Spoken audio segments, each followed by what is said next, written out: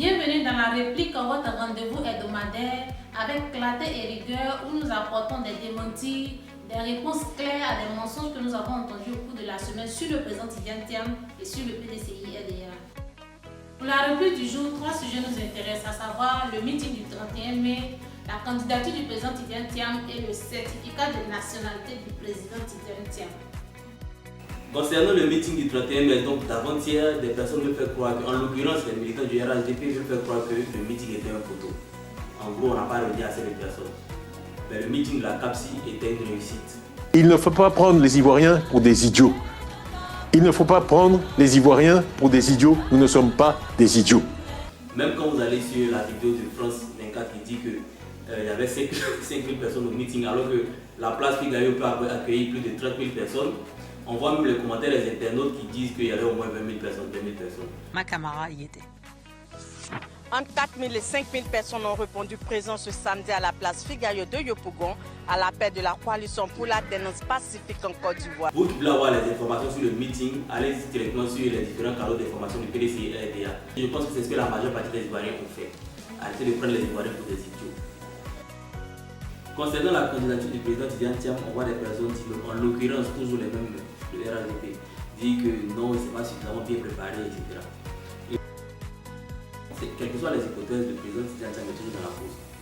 Quand on prend l'article 48, avant de l'appliquer, on se demande est-ce qu'on doit l'appliquer à lui ou non.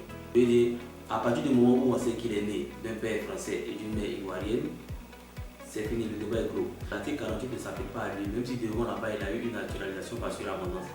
Maintenant, considérons que son père est ivoirien et sa mère aussi ivoirienne. L'article 48 a besoin d'un décret, c'est-à-dire que ça soit acté, la perte de la nationalité d'un Ivoirien d'origine, étant donné que le président Tidjane Thiam a sa mère qui est ivoirienne, il est ivoirien d'origine par lien de sang. Et pour perdre cette nationalité-là, il faut un acte de l'état civil.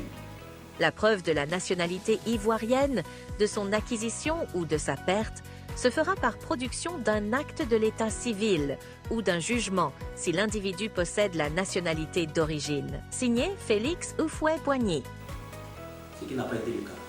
Donc, même s'il avait un père ivoirien et une mère ivoirienne, là encore, il était dans la cause parce qu'il n'y a pas de preuve de la perte de sa nationalité. Pourtant, nous avons la preuve de sa nationalité par lien de sang.